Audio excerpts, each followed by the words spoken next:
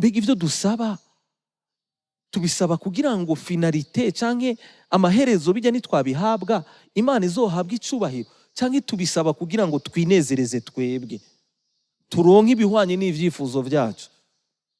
C'est ça la question. Mu vyo rero muri bijya vyose dusaba Imana, eske turasangiye icumviro n'Imana? Eske ivyo bintu Imana niyabitwishura bizoza kuyihesha icubahiro? Bizoza gutuma ishemagizwa? Bizoza gutuma abantu bahimbaza Imana? Nico kibazo gihari.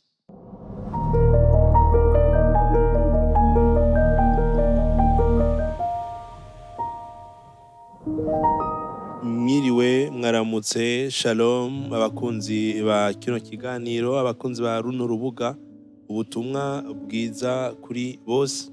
Nizera ko mumeze neza, muraza kwihanganira ijwi ryahindutse, ariko vyose ni mpore. Turi kumwe na Pst H.Nsengiyumva, niwe turi kumwe, n'umwungere, n'umukozi w'Imana, niwe turi kumwe aho aza kudufasha ku kiyago c'uno musi.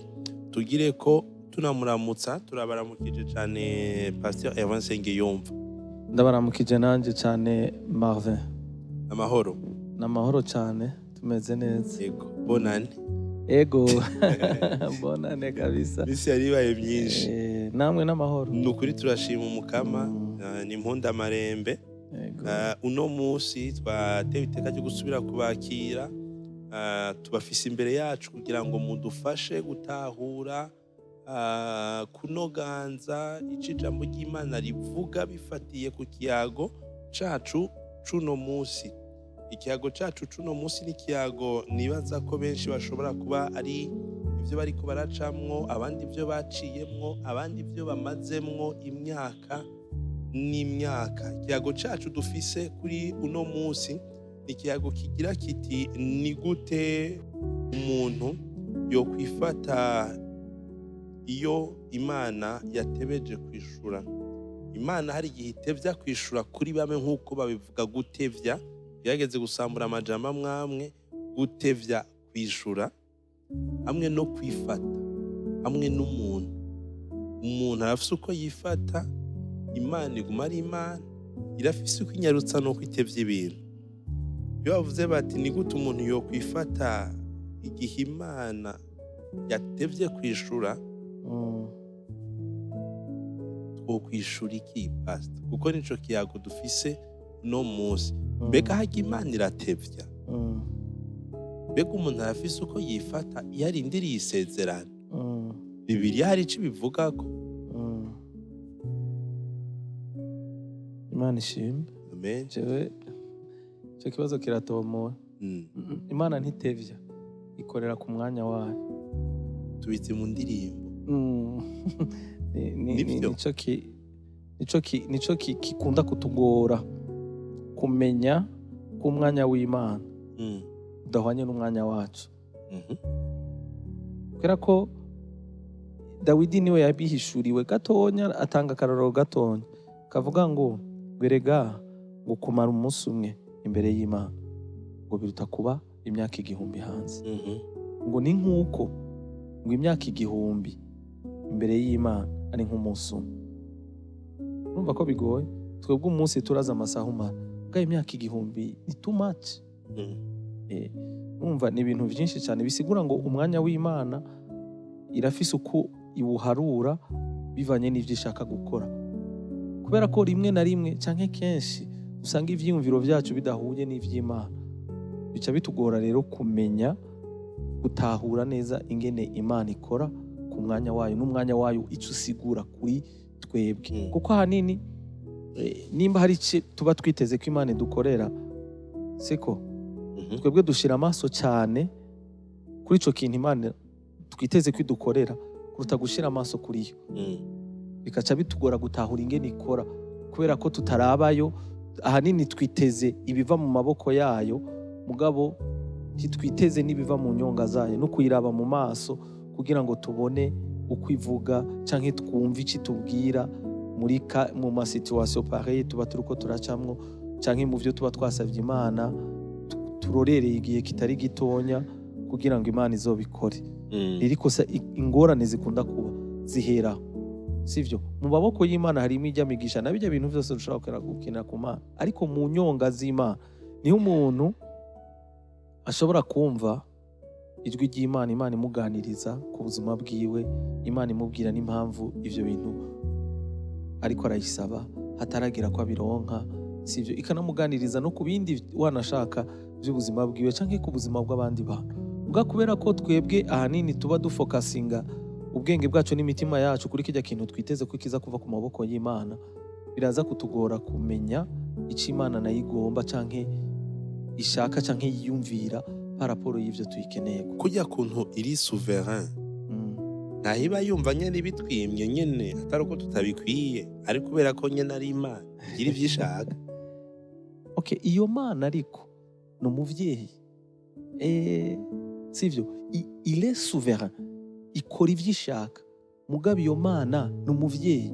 Urazi Imana, Marvin, Imana ijambo rivuye mu kanwa kayo rimaze gusohoka rikava mu kanwa kayo, Imana icicika umuja w'iryo jambo yavuze. Uranahura bisigura ikirego, bisigura ngo Imana iri sumi asa parole, ico yavuze yonye n'ubwo ikabisohora muka. Nico gituma wumva ngo iri nyuma y'ijambo ryayo kugira ngo igire gute ishitse. Imaze kuvuga ijambo, Imana icije inyuma igakurikira ijambo n'iryo risigara riyiyobora. Sinzi ko bitaho mu vyo ikora. Rero muri iryo jambo nyene yavuze nuko ari umuvyeyi. Yesu yaravuze ngo ni umuvyeyi iki umwana yomusaba ifi akamuha inzoka, ni umuvyeyi iki umwana yomusaba umukate akamuha ibuye, sivyo? Uravyumva Marvin? Aca aravuga ngo nimba mwebwe bavyeyi muha ivyo abana babasavye muri babi, ni gute Imana yo itobaha ivyo muyisavye? Sigura ngo Imana n'umuvyeyi wacu izi ivyo dukeneye ikatugenera n'ibidutunga, sivyo? Ariko umuvyeyi aba afise souveraineté y'ubuvyeyi bwiwe. Kubera iki? Aravuga ati umwana wanje ibi sinshobora kubimuha kuko ntiharagera ko abironka. Indya sinshobora, uruyoya ntushobora kuruha igufa kubera ntiruba ruragira amenyo, sivyo? Urumva hari urwego rwo kunywa amata, hari urwego rwo kurya indya zoroshe, hari n'urwego rwo kurya indya zigumye. Ni ukuvuga ngo rero uyo n'umuvyeyi atugenera ingene tujya, kuko si twebwe dupfa gufungura gusa, hageze ko dufungura turafungura, mugabo umuvyeyi niwe amenya ivyo dufungura bishobora kugirira akamaro amagara yacu. Ariko tukiri ngaho kumbure hari ingo ushobora gusanga hariho abavyeyi babaza nk'abana babo ngo none we ni ryari, ugasanga umwana afise uwo mutwaro wa ni ryari, aho ni ryari ni mariage ni gute, ugasanga hariho ni ryari, mbega bimeze gute, uracarya vyose kugira ngo bumve ko mbega nturasama. Hariho n'abandi baba bagifise ico bashaka gushika ko mu buzima batarashikako kandi bakijijwe kandi baraba Imana, mugabo ivyo bintu vyose batarabironka canke bitarashika. Muri ico gihe nyene abo bantu bifate gute? Umuntu yokwifata gute kugira avuga ati ahwi basi imbere yawe? Abaho gute muri ivyo bihe Imana ibitarishura? Jewe numva umenga twobanza tugasoma ijambo ry'Imana, kubera ko byoca bidufasha kuronka ingene twishura. Ndagomba dusoma ahantu hatatu, ndasoma nihuta. Ahantu hambere nifuza gusoma ni muri Yohana wa mbere igice ca 3 umurongo wa 21 na 22. Ndasoma mu izina rya Yesu. Aravuga ngo abo nkunda, imitima yacu itadutsindishije turashira ubwoba imbere y'Imana. 22 akacavuga ngo kandi ico dusaba cyose tugihabwa nayo. Kubera iki twabanje kugira imitima itadutsinda kwanza imbere y'Imana? Ico dusaba tugihabwa nayo kuko twitondera ivyagezwe vyayo tugakora ibishimwe imbere yayo. Iyo niyo eta adulte, nigo rugezo rwo gukura, kumenya icyo Imana igomba, ariko kwitondera amabwirizwa yayo ugakora icyo ishaka, hanyuma nawe ico uyisavye irakiguha kubera ibibona yuko umutima wawe n'ivyiyumviro vy'iwawe n'ubuzima bw'iwawe buhabanye n'ico Imana ikugombako. Ni ukuvuga ngo ico wosaba cose Imana ntiyoreka kukiguha. Ico ni icambere. Kigira kabiri,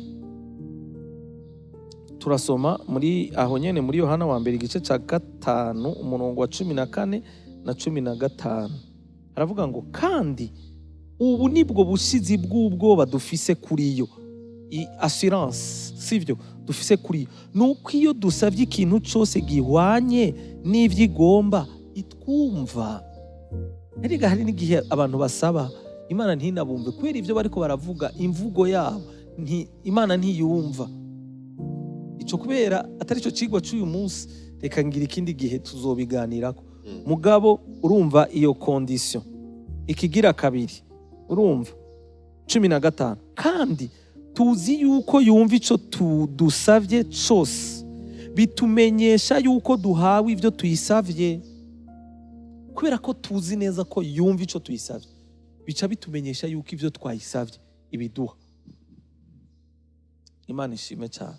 Ni ukuvuga ngo iyo dusavye Imana tukahakikisha ko ivyo dusavye Imana bihwanye n'ivyo igomba, Marvin, mu mutima kwanza tubanza kwizera ko ivyo dusavye Imana ibiduhaye mbere yuko tubibona.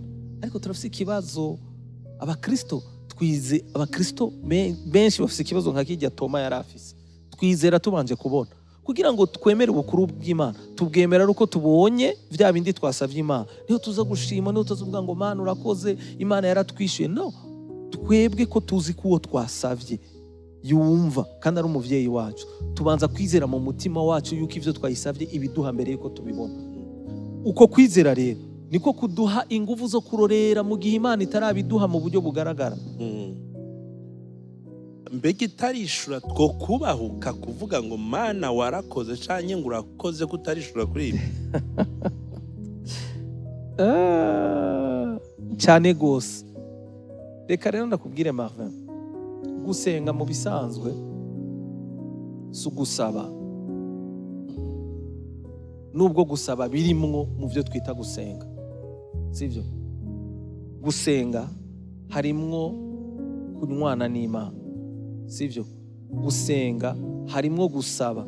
Rero ikibazo dukunda kugira kenshi, dukunda gusaba uwo tudasabanye. Gusabana ndabivuze mu ijambo ry'Ikinyarwanda, uwo tutanywanye, uwo tutagenderaniye, tudafise ubucuti buri close, ubucuti bwa hafi. Marvin, burya umuntu yokubwira ngo utere ishida umuntu mutamenyeranye, yoba aguhaye igikorwa gikomeye cyane. Uretse bamwe bubahuka. Voilà. Sivyo? Imana rero hari igihe tuyitera amashida cyangwa tuyibwira ivyo tuyishakako, muga turi kure yayo, tudafitaniye ubucuti buri close, ururimi tutaguye. Rero umuntu mufitaniye ubucuti bwa hafi, umenya ingene avuga, umenya ingene yiyumvira, umenya ivyumviro vyiwe, umenya imigambi yiwe, uramumenya. So rero reka tubanze twige kumenya iyo Mana dusaba, kuko nasanze ariyo hari ikibazo. Umaze kumenya iyo Mana, ntituyimenya ngo tuvuge ngo twarashitse, oya, twese turabandanya. Mugabo ni vyiza yuko iyo Mana twegera tubanza kumenya fonctionnement yayo, ingene fonction, ingene yiyumvira n'ivyitwiyumvirako. Reka nsome aha gatatu, ni muri Yohana igice ca 14, Jean 14 verset 13 na 14. Twasomye icete ca Yohana, ubu naho tugira dusoma ubutumwa bwiza nk'uko bwanditswe na Yohana, Evanjiri ya Yohana igice ca 14, dusome 13 na 14. Ndasoma mu izina rya Yesu. Haravuga ngo kandi ico muzosaba cose mu izina ryanje nzogikora, kugira ngo se ashimagizwe mu mwana. Ndasubiramo Marve, kandi ico muzosaba cose mu izina ryanje nzogikora, kugira ngo se ashimagizwe mu mwana. Umviriza 14, nimwagira ico musaba mu izina ryanje nzogikora. Umvise ga Marvin, ico dusavye mu izina rya Yesu aragikora. Mugabo ntagikora kugira ngo atunezereze twebwe, agikora kugira ngo Data wo mwijuru ashimagizwe, ahabwe icubahiro. So mu byo rero muri bijya byose dusaba Imana, eske turasanga icyumviro ni Imana? Eske ibyo bintu Imana niya bitwishura bizoza kuyihesha icubahiro? Bizoza gutuma ishemagizwa? Bizoza gutuma abantu bahimbaza Imana? Nico kibazo gihari. Mbega ibyo dusaba tubisaba kugira ngo finalite canke amaherezo bijya nitwabihabwa Imana izohabwa icubahiro, canke tubisaba kugira ngo twinezereze twebwe turonke ibihwanye n'ivyifuzo vyacu? C'est ça la question. None gapasta nk'umuntu agomba kugira mariage cyangwa ashaka umwana, no nkayo cavuga ati Imana uruno rugo rwanje ndaruguhaye, Imana ibibona nyene ko yarimwo naho mu buryo canke ubundi ngira irimwo tegezwa ko ntiyatanguje urugo, mugabo nyene urumva uvuga ati ni ivy'iwawe, none jewe ndabiguhe gute kandi nabiduhaye? Reka ndakubaze nanje, ingo zose abantu bose basabye ko Imana ibakorera mariage bagakora mariage, Imana niyibubaki niriko irajera urugo rwabo? Ico kibazo, izo ngo zose umubano wabo uriko urahesha Imana icubahiro? Hariyo abamaze kuvana batamaduranye n'igihe kirekire, ubu mbona bineza n'abitwa ko abakozi b'Imana bumva ngo badivorceje, kandi bagishinga intahe, bashinga intahe bavuga ngo uyu muntu yavuye ku Mana, mugabo mu nyuma ukaza wumva ngo nari narihenze. Siko niyo bashinga intahe bavuga ati bana twarasenze Imana iratwishura turaronka. So reka ndakubwira ikintu kimwe Marvin, ifo ko mumenya umugisha w'Imana ico usigura mu maso yanyu. Mu Migani 10 igice c'10 umurongo wa 22 haravuga ngo umugisha w'Imana uratungisha kandi nta mubabaro iwuvangamo. Mu Gifaransa niho havuga neza ngo c'est la bénédiction de l'Éternel qui enrichit. Urumva ngo kandi ntiwuvangamo chagrin. Bisigura ngo ikintu cyose dusaba kikaza kivuye ku Mana, iyo twebwe dushaka kukijera nka twebwe, kirashobora kuducikira umuvumo cyangwa kikaducikira ikigeragezo gusumba ibindi bintu byose.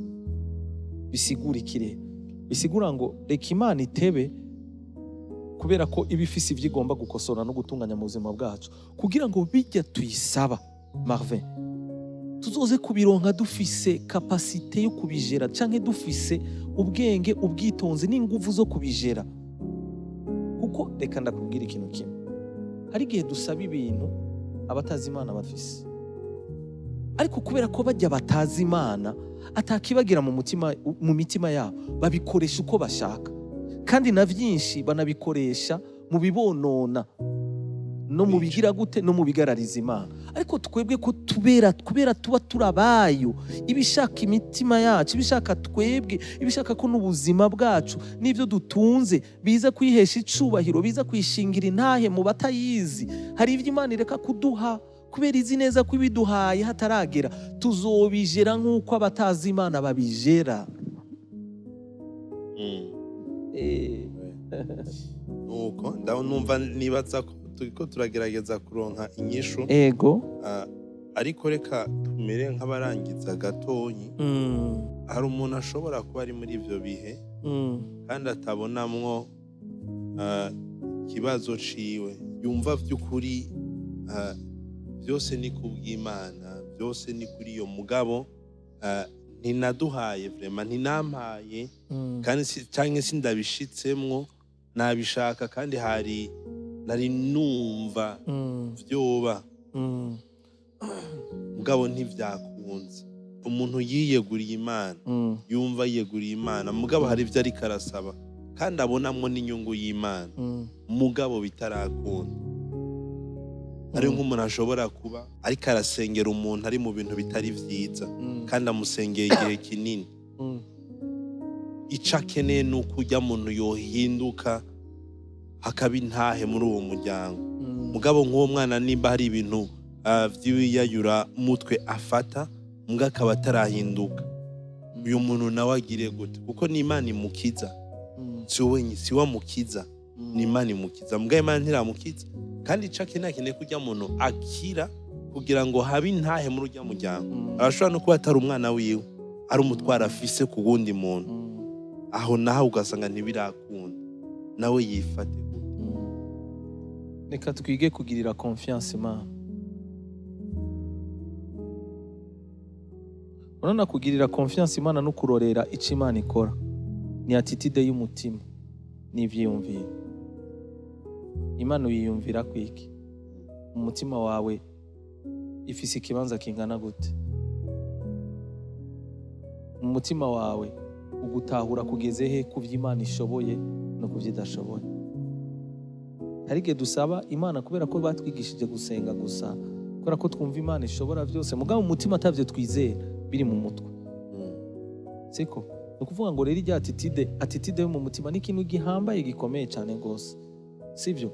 No kuvuga ngo kurorera inyishu y'Imana bitubuza amahoro, bitubuza gusinzira, bitubuza kugira gute. Naho yo bari umuntu atarahinduka afise ubuzima butari bwiza, ntiduhamagariwe kurara tudasinziriye imisi yose no kubura amahoro, kandi uwo tubwira wewe yaranasheshe amaraso ku bwabo, yarabapfiriye, yarasize ubwiza, asiga icubahiro, asiga vyose ku bw'abo bantu, kandi atari bo bamwe. Hanyuma ikigira kabiri, niwe yaturondeye twebwe, niwe yaje kudupfira tutabimusavye kuko abona ko tubikeneye. Bisigura iki? Imana irakunda abantu gusumba uko twe tubakunda. Urabona ikibazo tugira, hari igihe dushaka gufata ikibanza c'Imana nko kuri ico kintu cyo guhinduka kw'abantu. We wasavye Imana, wasenze Imana, yigirire confiance. Ico ni cyambere. Ikigira kabiri, ujye muntu umwerera imbuto nziza, mwerera ivyama vyiza, kugira ngo n'ivyo vyama bimureshe, avuge terega bwa bundi ahandi mu Mana abantu barahinduka.